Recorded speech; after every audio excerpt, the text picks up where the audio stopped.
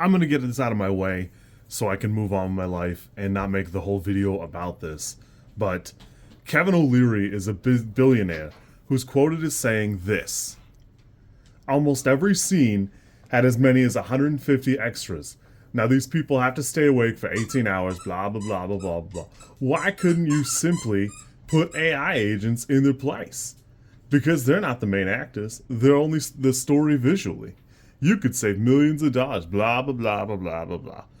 He's also quoted later as, like, yapping about how CEOs aren't going to be replaced by AI, even though that's, like, the perfect situation.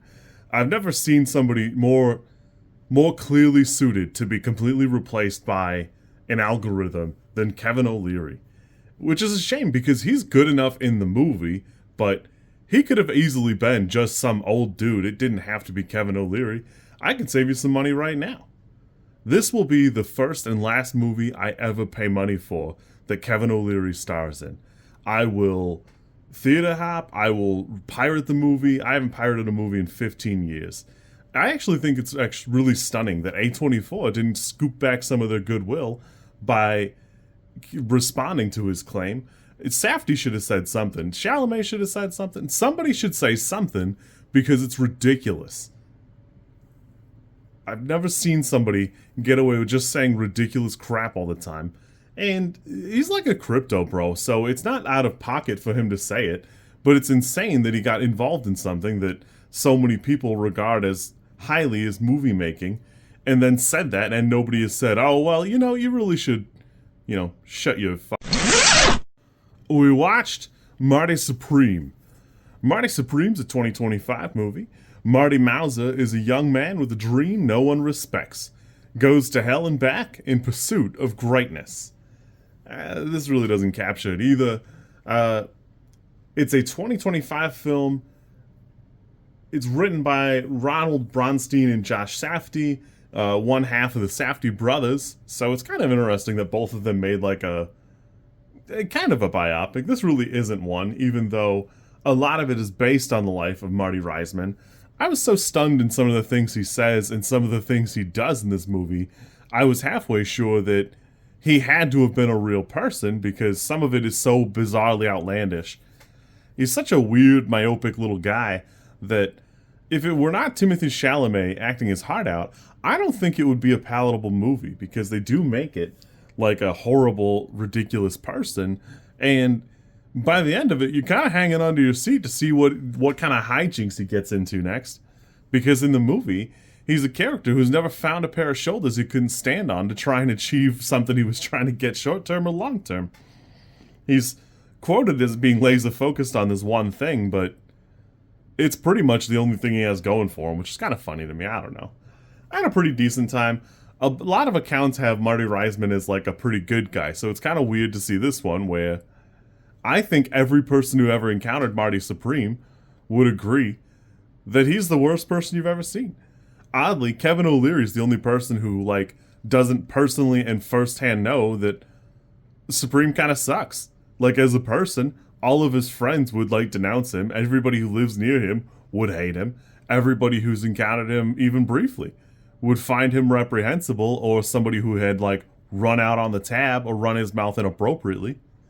But despite all that, Safdie does take it and make it pretty fun. It's pretty interesting to see and enjoy.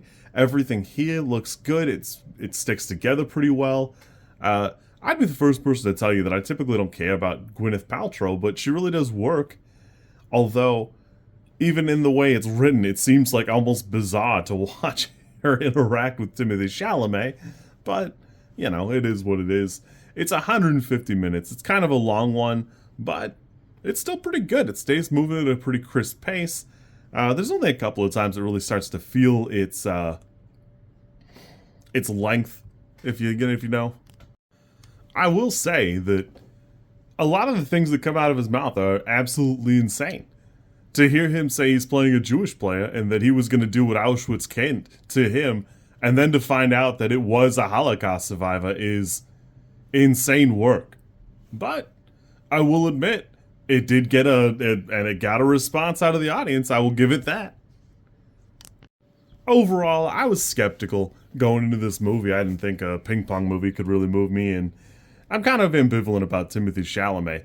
I will admit he does fantastic work, but something about his face just like nettles me. He always looks a little too young for the roles. I don't like him as Paul. I don't like those Dune movies, but this is pretty great. I think Safdie does a great follow-up to Uncut Gems, where it's a reprehensible person that by the end you feel like compassion for. It's really enjoyable. This for me is probably an 8. I had a great time with this. It's a touch long, but it's not like it's not doing anything with the runtime, so you can justify being 2.5 hours of runtime there. I had a good time. You kids be good. I will catch you later, and yeah. Wow. If you've never seen it, there's a clip on the Letterman channel. I'm going to try and link it here, but I'm bad at YouTube, so we'll see. Of Matthew Broderick meeting Marty Reisman, the real-life equivalent of Marty Supreme.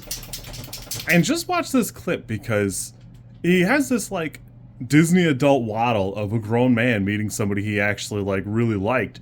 And it's just kind of cool, because by 2008, it wasn't like Matthew Broderick was like a young buck or nothing. He was an established movie star, so it's kind of cool to see. I don't know. I just got a chuckle out of it, and I thought I'd share it with you. If you like this content, I'm supposed to ask you to like, comment, and subscribe. I think I think like is here, and comment is probably down there, and subscribe over there somewhere too. I think. I don't know how many times this like snippet is gonna make it into a video. Everybody says you should do it this way, and I always thought it was just like an annoying thing other YouTubers did. And as you know, I am bad at editing, so if you like it, great, I'm happy for you. If you don't like it, I'm sorry.